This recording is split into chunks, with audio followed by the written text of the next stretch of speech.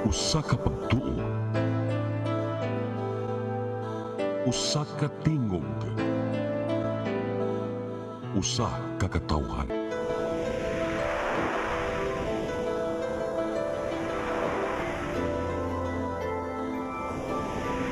Cebu Catholic Television Network.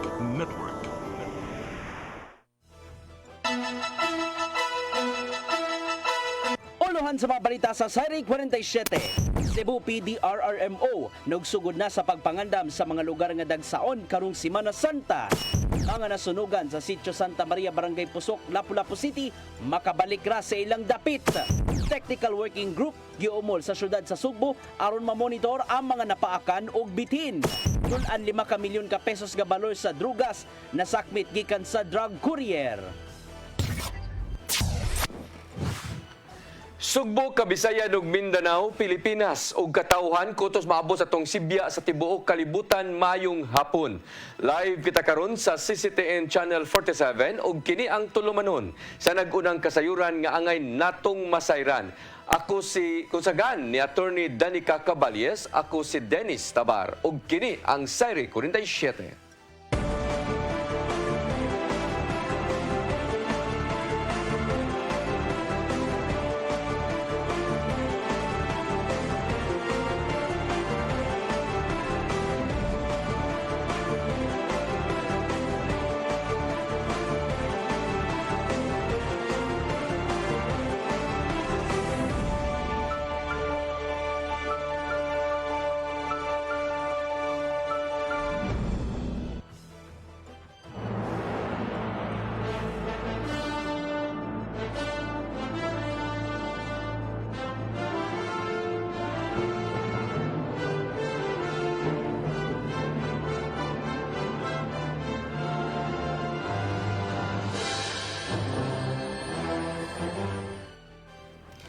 Ug karon sa kompletong detalye sa atong mga balita, Cebu PDRRMO nagsugod na sa pagpangandam alang sa mga lugar nga sagad dagsaon sa publiko karong Semana Santa. Gawa sa mga simbahan, pabantayan usab nila ang mga terminal alang sa pagresponde sa mga emergency. Ang kasayuran ihatod ni Gian Navarro. Nangandam na ang Cebu Provincial Disaster Risk Reduction and Management Office alang sa pagresponde karong Semana Santa. Gilaw man nila ang pagdagsa sa mga tao sa mga pampublikong lugar bisan pa man sa grabing kainit karon sa panahon. Matod sa tigpamaban nilang si Wilson Ramos nga sunod semana, i-deploy na ang ilang mga kauban ngadto sa mga terminal sa Sugbo. Kini aron makaatiman sa mga pasaherong modagsa aron manguli paingon sa tagsa-tagsa ka mga lungsod. Nakikoordinate kami sa General Services. Gusto pa sila mo assist ba mi during sa influx sa passenger. Naagya po na. Ang start me by 26 siguro, 26 to 7 and then until sa Semana Santa. Ipa-deploy na usab ang mga local disaster teams ngadto sa mga simbahan ug lugar nga adunay Via Crucis kon Station of the Cross. At imanon usab sa mga team ang mga Katoliko nga makigiusa sa mga kalihukan sa simbahan karong Semana Santa. Samtang i-deploy usab ang ubang disaster team sa pipila ka tourist destination aron pag-atiman sa mga magbakasyon karong Holy Week break. Pinagi nini makaresponde ang disaster team ngadto sa mga makasinati og kaluya sa lawas tungod sa grabing kainit sa panahon. Not necessarily mo full force kaya na may composite team gana na may medical personnel na sa mga PNP or BFP, force multiplier nato dito tas kay para ang ubang sa dili mo-concentrate dito na sa ang itong mga other emergencies na tabangunon nato sa in case of emergency lang sa mga LGU. Painumdum karon sa Cebu PDRRMO ngadto sa publiko nga magmatngon kanunay sa nagkataas nga heat index pinagi sa pag-inom og daghang tuig ug pagpalandong. Biyahe gani vision na okay ang vehicle, okay ang inyong pangdanggamit, then hydrated kita permita mong inom tubig tungod sa kainit. Gian Navarro, CCTN News. Creative team sa ika-27 nga edisyon sa Buhing Kalbaryo miklaro nga wala ray kabaguhan sa pasundayag sama sa ilang gihimo sa miaging tuig. Apan usa sa mga angayang atngan mao ang musical play ug ang reenactment sa Passion of the Cross ato sa Biyernes Santo. Ang kasayuran nihatod ni Shariza May Uy. Wala kayo'y kausaban sa ruta sa ipegayon na unya nga reenactment sa Kalbaryo ni Jesus atol sa pagtimaan sa Semana Santa sunod semana. Matod ni Buhing Kalbaryo Overall Creative and Artistic Consultant Jojo Labella nga sugdan gyapon ang programa dito sa Archdiocese Shrine of San Nicolas de Tolentine sa Barangay Pasil ug Tapuson sa Espina Compound. Ang maong 20 city na katuig nga Buhing Kalbaryo nahimo na kining atraksyon sa mga turista panahon sa Semana Santa. Di na dunay paghimuon nga stage play isip penitensya pagpakita sa sakripisyo ni Jesus. And I would also say spiritual refueling man. I remember the late Julio Cardinal Rosales, if you're familiar with him. This is the best tool, one of the best tools for evangelization, kining staging sa kining life and death, passion and death of Jesus Christ. Duwang nila Bella nga karong tuiga himuon nila nga musical play ang reenactment sa Passion of the Cross, kundi na dunay linya nga kantahon sa mga artista nga gikutlo sa Biblia. Gawa sa himuon nga musical play, ang kalihukan dugangan og laing pasundayag apan wala na kaayo muhatag og dugang detalye sila Bella kay alang niya ilang isorpresa ang mga musaksi sa Biyernes Santo. Mga scenes nga according to the biblical accounts, which is very vital sa nga dili lang magperdi nga maura na. Then at the same time, diha man to'y time sa noon panahon ni Sir Al nga dunasad sila mga songs, mga segment ana lang na music, but this time ang mga characters tagaan na mong lines nga mukanta sila. So more or less it's mini musical. Ilaw man nila Bella nga mas mudaghan pa ang mga turista nga motanaw sa maong pasundayag. Sherry Zameuy, CCTN News. Mga nasunugan sa sitio Santa Maria, Barangay Pusok, Dakbayan sa Lapu-Lapu, makabalik na sa maong lugar tungod kay nahumana ang reblocking. Apan temporaryo ra ang ilang pagtukod sa ilang panimay tungod kay tukuro na usab ang socialized housing karong tuiga. Ang kasayuran ihatod ni Crystal Joy Filerca. Human sa sobra 3 ka buwan, sukad ang mga lumulupyo sa sitio Santa Maria, Barangay Pusok sa Dakbayan sa Lapu-Lapu na biktima sa dakong sunog, ang mga lumulupyo makabalik na sa maong dapit. Kini human nga gibutyag ni Mayor Junior Dahong Chan nga nahuman na ang pag-reblocking. Apan ni adtong adlong Domingo, nakikita siya sa mga nabiktima aron sa pagpasabot kanila. Tungod kay nasayran sa survey nga naay uban nga mga nabiktima nga moangkon og tagduha ngadto sa tagtulo ka luna. Matud niya nga dili kini niya ikatugot tungod kay dili na makabenepisyo ang ubang mga biktima. So manang atong yadto pagpaibaw nila nga dili sila tagiya sa mga yuta. Squatter sila unya siyempre ato ang bahinon ang tanan maka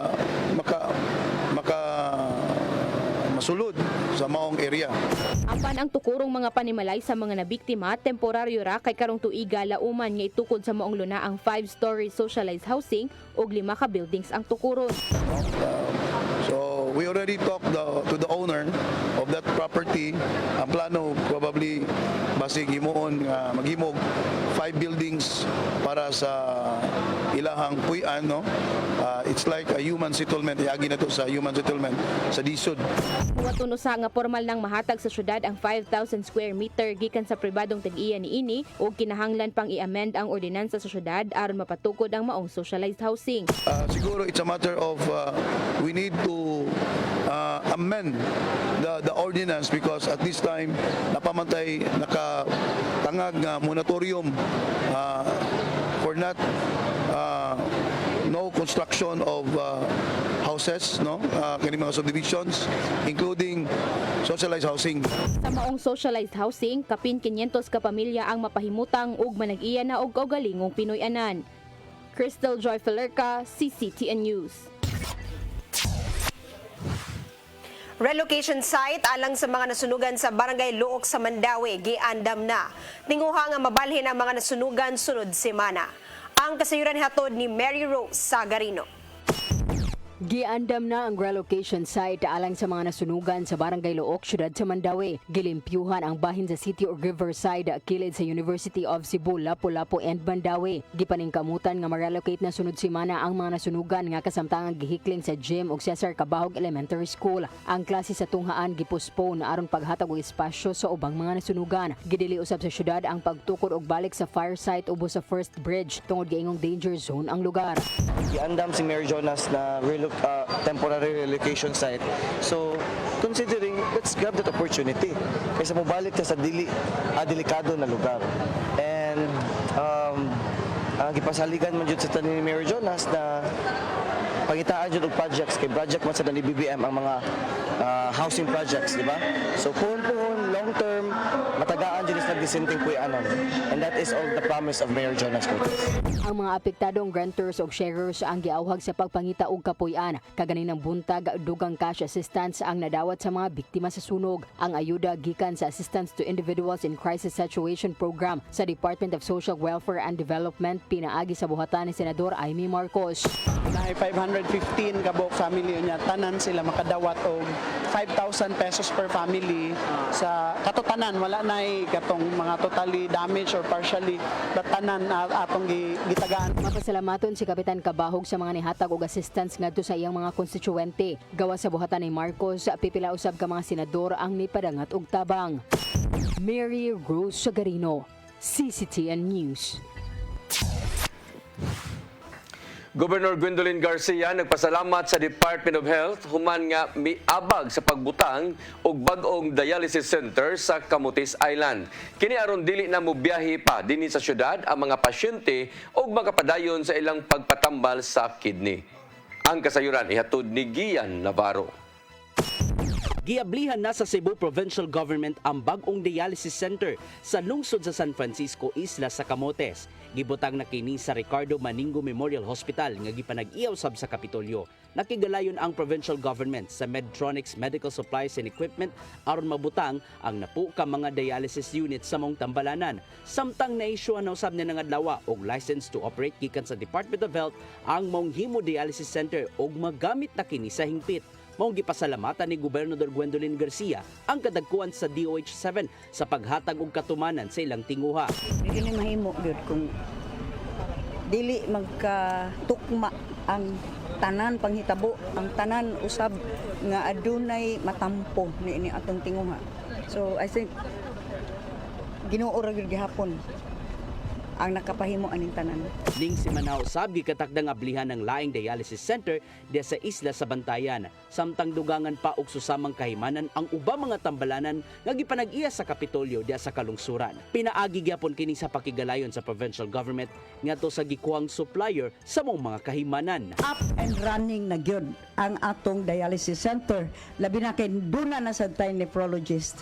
Kung ang tinguha makatarunganon mag-abot gyud ang na eksakto o gikinahanglan nga mga tao. Lauma magkapahimos ang mga labing kabus kun indigent patients sa dialysis treatment gikan sa Kapitolyo. Din libre kini sa higayong ma-accredit sila sa Municipal Social Welfare Office. Samtang makabayad ang ubang mga dialysis patients sa barato lang nga presyo aron makapahimos na usab. Gian Navarro, CCTN News. Tulo ka mga tourist spots sa Central Visayas ang nasuta nga dunay taas nga fecal coliform level nga nagpasabot nga dili luwas liguan. Usa na niini ang East Coast sa Mactan Island, ang Mualboal sa Bagatang Bahin sa Sugbo ug ang Panglao Island sa Bohol. Nasayra ng normal level sa fecal coliform kinahanglang dili mulapas sa 100 most probable number kun mbp per 100 milliliter. Apan ang kasadpang bahin sa Mactan Island adunay 452 mbp per 100 ml. Apan miingon si Lapu-Lapu City Mayor Junior Dahong Chan nga adunay gibuhat ng aksyon ang syudad kabahin niini. Another actions na we already mandated our Sendro under Emmy Bonghanoy, no, with regards ni ini nung ato ning monikaron ang atong naman tay mga, we call them mga spotters in every areas in the Ilutungan Channel, including the Magellan Bay nga mo tan-aw ani ining atong tubig. Musunod, Tactical Working Group giumol sa syudad sa Sugbo aron mo-monitor sa mga mapaakan og bitin. Kanaw guman pa mga balita sa pagbalik sa Sairi 47.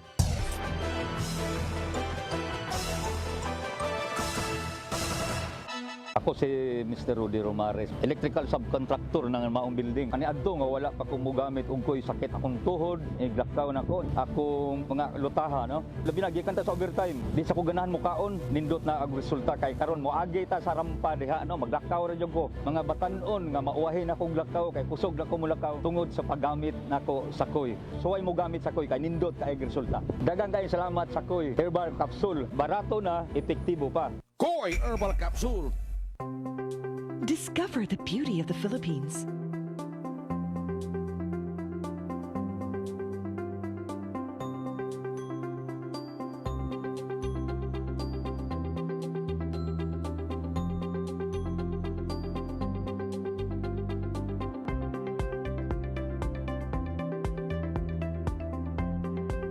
With Philippine Airlines, the country's flag carrier.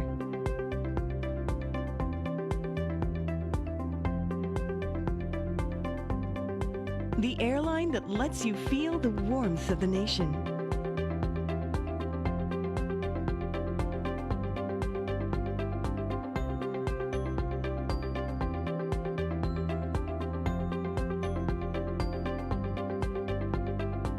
Mabuhay!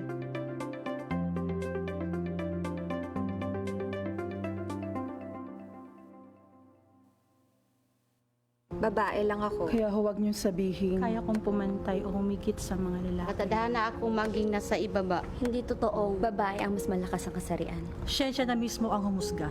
Babae lang ako. Panahon na para baliktarin natin. Babae lang ako. Siyensya na mismo ang humusga. Babae ang mas malakas ang kasarian. Hindi totoong matadhana akong maging nasa ibaba. Kaya kong pumantay o humigit sa mga lalaki. Kaya huwag niyong sabihin. Babae lang ako. Anong par ng babae? Mga kasawa! Doon naman tarabahin! Wapay ka!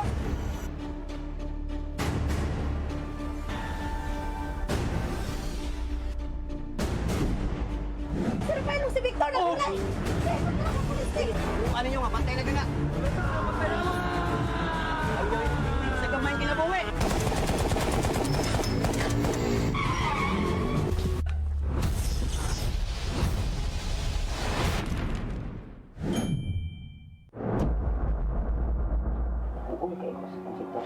Kani atong mga anak ita, lima ka buok nga pobre ka ita.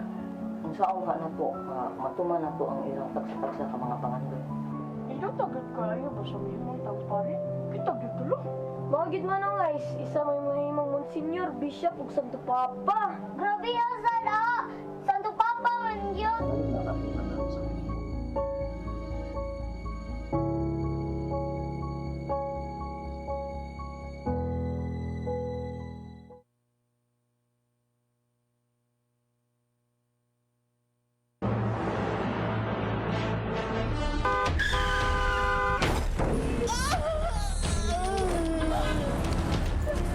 Ang mga panghitabo sa kinabuhi, dili ato ang pagbuot.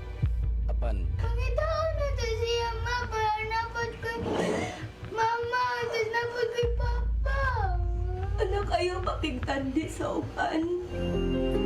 gugma ug pagsalig, dili ang kayugot. Limus na rin Karol mo! Tudanos ang magpabilin ang imong gugma.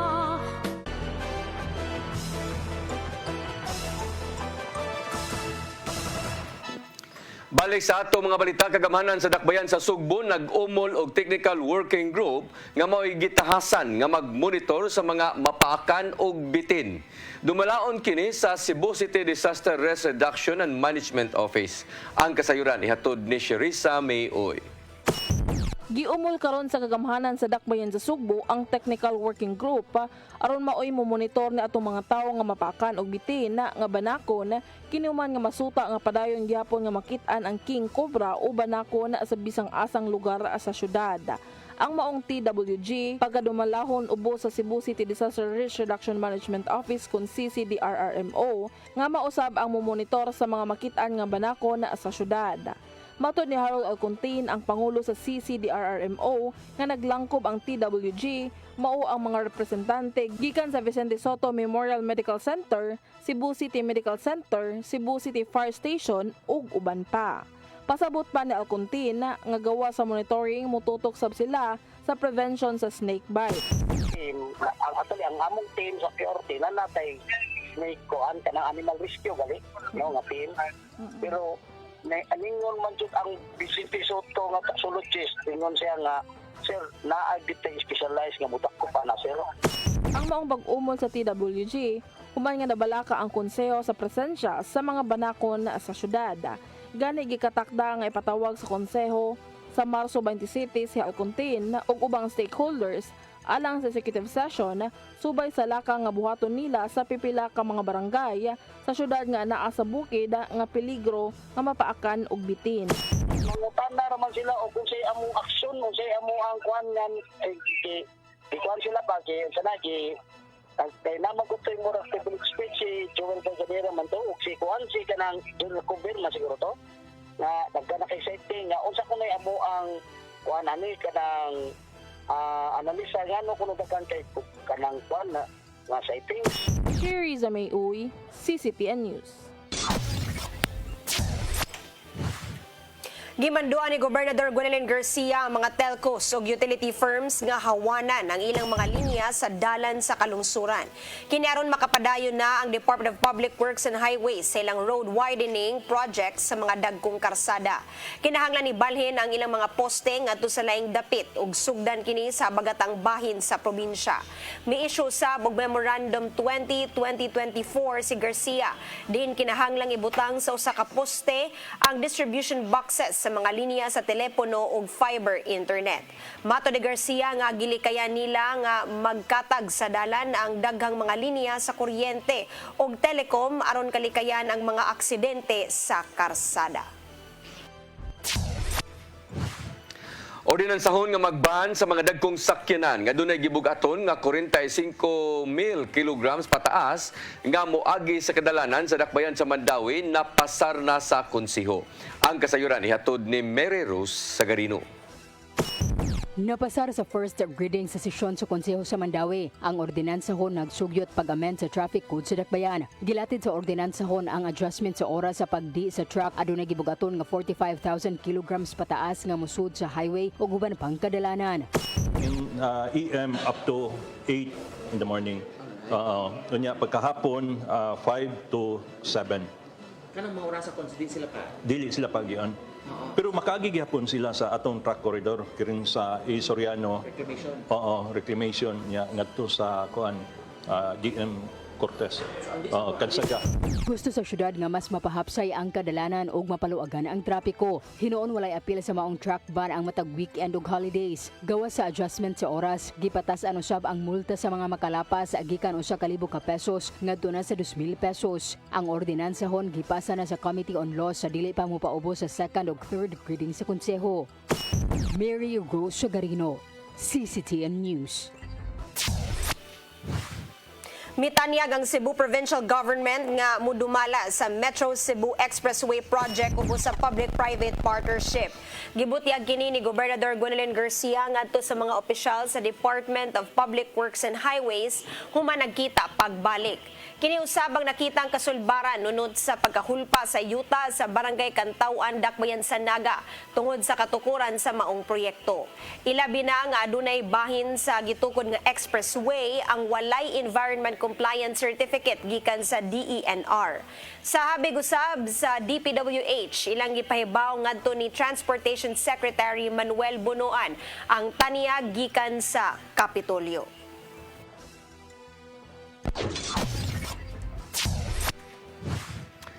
Samtang sa laing balita, Office of the Ombudsman mipahigayon og linain nga pakisusi labot sa gitukod nga resort sa Chocolate Hills sa lalawigan sa Bohol.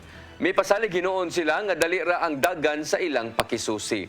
Ang kasayuran ihatod ni Gian Navarro. Nagsugod na ang Office of the Ombudsman sa pagpahigay ng buwag nga investigasyon bahin sa kontrobersyal nga resort sa tungang bahin sa Chocolate Hills sa Sagbayan, Bohol. Gibutyag ni Ombudsman Samuel Martires kag gipa-deploy na kagahapon ang ilang mga investigador sa mismong Chocolate Hills sa Bohol ug sa Regional Director's Office dinhi sa Subo. kini aron makakuha og igong dokumento kung nganong gitukod man ang kontrobersyal nga resort sulod sa usa ka protected area. Naninguha ang ombudsman nga makakuha og listahan sa mga sakop sa Protected Area Management Board kung pambi nga nagtugot sa pagpatukod sa resort, apil na ang nag-issue og building og business permit. Gisiguro nilang mahuman ang case build-up human sa Semana Santa aron makasugod na sila sa preliminary investigation. Sirado na ang maong kontrobersyal nga resort human nimong sumsuman sa internet kung nganong natukod kini sulod sa gideklarar usab nga UNESCO Geopark. Gideklarar ni anhing Presidente Fidel Ramos niadtong 1997 ang Chocolate Hills is a protected area og National Geological Monument ubos sa Proclamation No. 1037. Apan na mahayag ng daan ang Department of Environment and Natural Resources DENR nga giila nila ang titulo sa lunang gitukuran og resort sa wala pa naisyuhan og proklamasyon sa gobyerno kaniadto. Gian Navarro, CCTN News.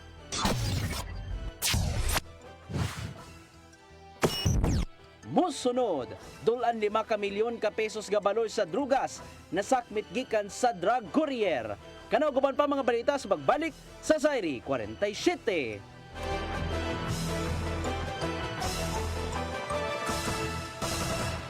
Ako si Mr. Rudy Romares, electrical subcontractor ng maong building. Ani adto nga wala pa ko mogamit og ko'y sakit akong tuhod, iglakaw na ko. Akong mga lutaha, no? Labi na gikan ta sa overtime. Di sa ko ganahan mo kaon, nindot na ang resulta kay karon mo agi ta sa rampa diha, no? Maglakaw ra jud ko. Mga batan-on nga mauwahin ako og lakaw kay kusog na ko mo lakaw tungod sa paggamit nako sa koy. So ay mo gamit sa koy kay nindot kay resulta. Daghang kay salamat sa koy. Herbal capsule, barato na, epektibo pa. Koy Herbal Capsule. Discover the beauty of the Philippines.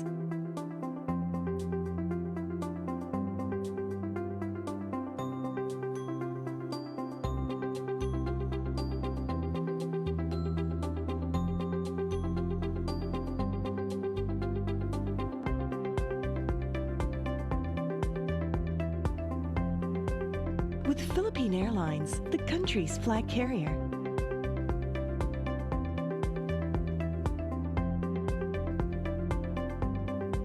The airline that lets you feel the warmth of the nation.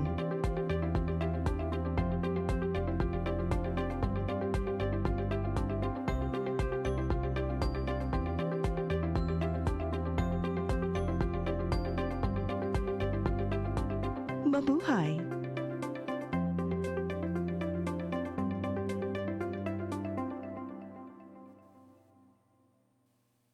Wa ko'y katabang!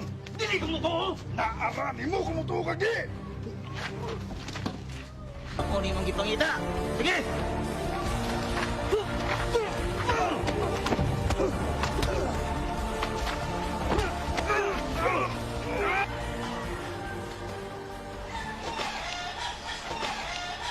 Atos bay! Ato tabastres! Ato bangay papayon!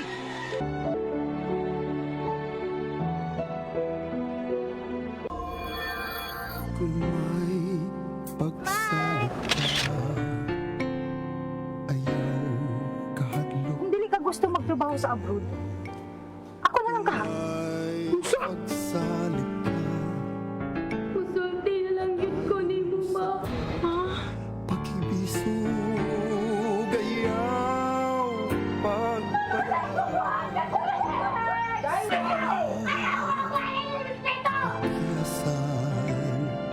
gabay lamang. Pinangga ka sa Ginoo, mao nang gihatagan kaniya ni karong bag-o nimong Pinoy-anan.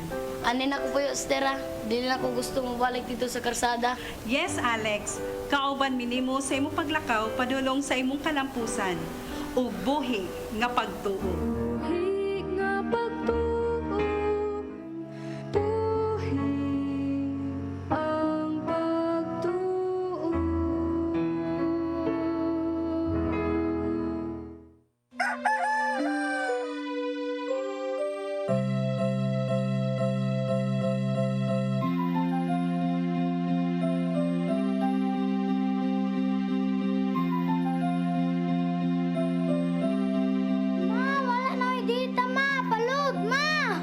Sorry ma'am, na-late ko.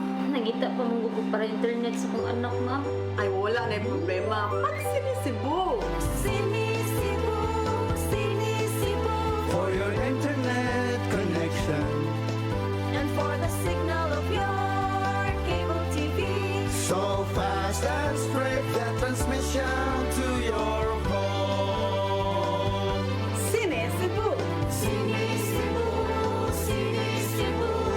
force you to have fiber optics. For your viewing experience, perfect and clear, so fun. So great and affordable for you to enjoy. Cine Cebu. Cine Cebu Television Network Incorporated offers fiber to the home broadband internet bundled with fiber to the home cable TV connection. Cine Cebu Television Network Incorporated with its operation in Metro Cebu and the whole province of Cebu soon. And affordable for you to enjoy. Cine Cebu.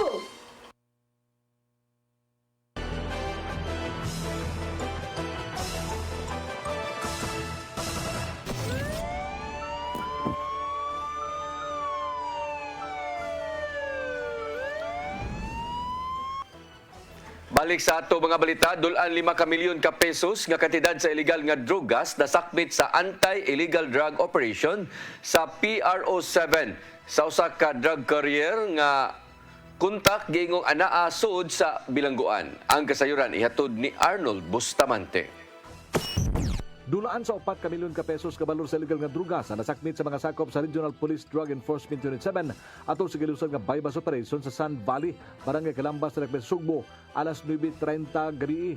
Ang suspitsado gilang si Jason Formanes, 30 anyos, taga Mahayahay 2, Barangay Calambas, Talakben, Sugbo. Nakuhagikan kaniya aga mga dagkong puto sa gituang sabu nga mutimbang sa 700 gramos nga doon standard drug price nga 4.7 million pesos. Sigon sa usa sa mga operatiba sa RPDEU 7 nga gipaubos nila sa usa ka buwan nga monitoring ang suspitsado. Human sila makadawat og impormasyon may kadabutan sa pagpahiyot ni sa illegal nga drugas.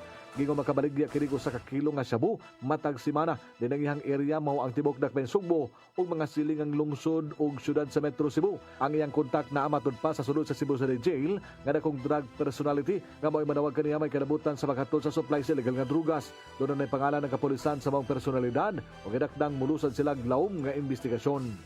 Arnold Bustamante, CCTV News.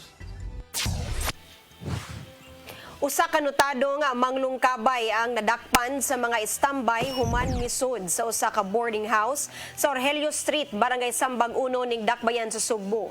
Giilang dinakpang si Renuj Buaya, taga Sitio Sagrada, Barangay Tinago ning Dakbayan. Nasuta sa investigasyon sa Abiliana Police Station nga duha ka tinun-an sa University of Cebu ang nabiktima sa maong kawatan. Nadakpan si Buaya o gi-turn over sa Abiliana Police Station 2 alang sa pagpasaka og kaso. Samtang laing kawatan nga si Francis Jake Padayaw nga misulod sa barracks sa construction site sa Barangay Capital site ning Dakbayan. Matod sa PNP nga nanguha og mga gamit sa construction ang maong dinakpan. Lalaking nangawat sa washing machine sa usa ka panimay sa sitio Villa Buena, Barangay Kinasang-an, Dakbayan sa Sugbo, nadakpan human nga nakit-an sa Tag-iya.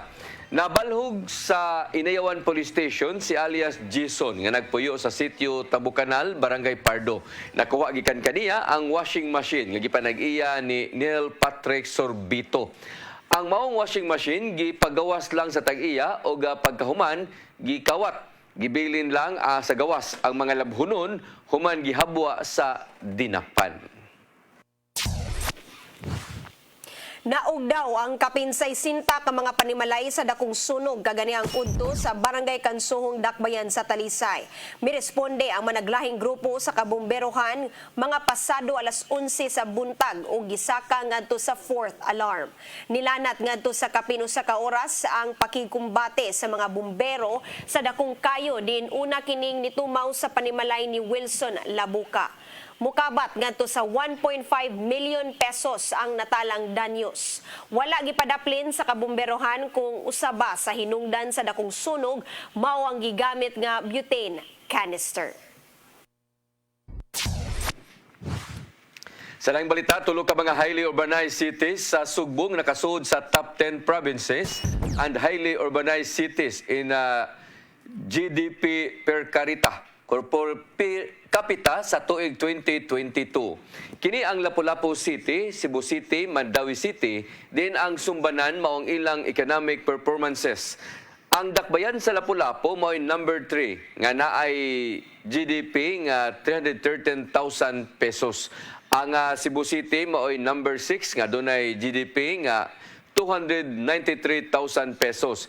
Ug ang dakbayan sa Mandawi mao'y number 8 nga naay GDP nga 274,000 pesos. Matod ni Lapu-Lapu City Mayor Junard Ahong Chan nga sa maong resulta nagbunga ang ilang mga kahago kay kataas man sa ilang GDP nga mo'y sukdanan sa economic growth o padayon nga malambuon.